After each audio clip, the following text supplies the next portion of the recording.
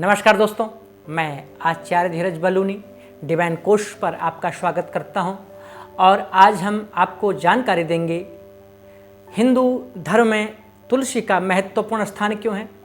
तुलसी एक बहुत ही पवित्र पौधा है और हिंदू लोगों के हर किसी के घर में इसकी पूजा होती है, हर किसी के घर में यह पाया जाता है। रामायण काल में ऐसा जिक्र आता है कि जब हनुमान जी लंका में गए तो वहाँ पर उन्होंने एक तुलसी का पौधा देखा और बड़ी हैरानी हुई और जिज्ञासा हुई कि यहाँ पर तुलसी का पौधा कहाँ से आ गया। तो जब उन्होंने उसका पता किया तो विभीषण के वहाँ आंगन में गए। तात्पर्य है कि राक्षसी कुल में भी तुलसी का पौधा था और विभीषण एक सात्विक प्रवृत्ति का था। तो दोस्तों, तुलसी पूर्व जन्म में एक लड़की थी जिसका नाम वृंदा था और राक्षस कुल में उसका जन्म हुआ। बचपन से ही बड़ी उसकी भक्ति भावना थी। भगवान विष्णु की वह अनन्य भक्त थी। बड़े ही प्रेम से भगवान की सेवा करती, भगवान की पूजा करती। उनका विवाह राक्षस कुल में दानवराज जलंधर से हो गया। जलंधर समुद्र से उत्पन्न हुआ था। वृंदा बड़ी ही पतिव्रता स्त्री थी, हमेशा अपने पति की सेवा करती। एक बार देवताओं और दानवों में युद्ध हुआ।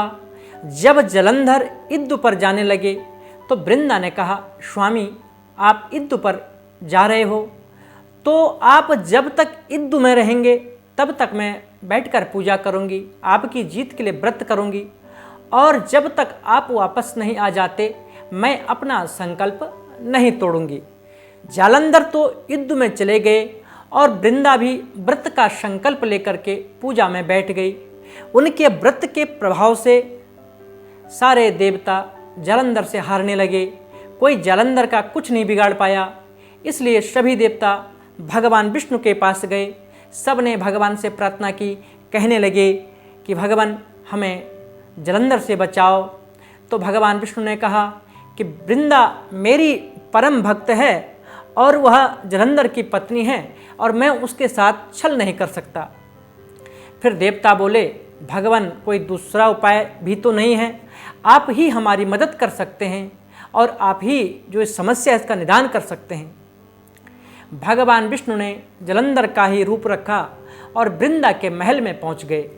जैसे ही वृंदा ने अपने पति को देखा वह तुरंत पूजा से उठ करके और उनके चरणों को छू गई और उनकी पूजा खंडित हो गई।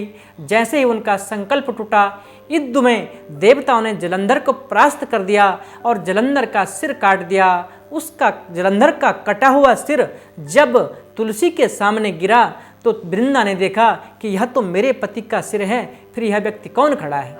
वृंदा ने पूछा, आप कौन हो जिसका स्पर्श मैंने किया है। तभी भगवान अपने स्वरूप में आ गए और कुछ न बोले। वृंदा सारी बात समझ गई। उन्होंने भगवान को श्राप दे दिया, जाओ तुम पत्थर बन जाओ। भगवान तुरंत पत्थर का स्वरूप में बदल गए। सभी देवताओं में हाहाकार मचने लगा। लक्ष्मी जी रोने लगी और प्रार्थना करते हैं कि मेरे पति को वापस कर दो। प्रार्थना से वृंदा ने प्रार्थना को स्वीकार किया और भगवान विष्णु का जैसा स्वरूप था वैसा ही स्वरूप कर दिया और पुनः वे अपने पति के साथ में सती हो गई। और फिर जब वो सती हो गई तो जहाँ पर उनकी राख थी वहाँ से एक पौधा निकला जिसका नाम था तुलसी। तो भगवान विष्णु जी ने कहा कि इस पौधे का नाम तुलसी होगा और मेरा एक रूप जो पत्थर का स्वरूप है शालिग्राम के रूप में होगा। वह हमेशा शालिग्राम के रूप में जाना जाएगा और मैं बिना तुलसी के भोग को स्वीकार नहीं करूँगा। अर्थात अगर आप कोई भी भोग भगवान विष्णु जी को लगाएं तो उसमें तुलसी को जरूर डालें। और भगवान ने कहा कि तुलसी का स्थान मेरे मस्तक पर होगा।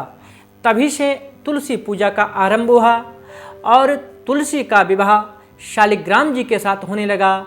और शालिग्राम जी भी भगवान विष्णु का ही एक स्वरूप है जिनकी पूजा भगवान विष्णु को साक्षात स्वरूप में की जाती है। और दोस्तों, उस दिन कार्तिक मास शुक्ल पक्ष की एकादशी थी। तो उसी दिन से यह एकादशी देव उठावनी एकादशी या देव प्रबोधिनी एकादशी का इसको नाम मिला। एकादशियों में सबसे शुभ और सबसे अच्छी एकादशी यह मानी जाती है। तो दोस्तों, आज हमने आपको जानकारी दी तुलसी के महत्व के बारे में कि तुलसी इतनी महत्वपूर्ण क्यों मानी जाती है और तुलसी का महत्व हिंदू धर्म में क्यों है, क्यों हमारे घरों में तुलसी हम लोग लगाते हैं। तुलसी बहुत पवित्र अपने आप में है। तो मैं साथ ही आपसे निवेदन भी करूंगा कि आप हमारी वीडियो को लाइक करें, हमारे वीडियो को आप शेयर करें और बेल आइकॉन ज़रूर दबाएं, हमारे चैनल को सब्सक्राइब करें। और आज के लिए इतना ही। नमस्कार, धन्यवाद।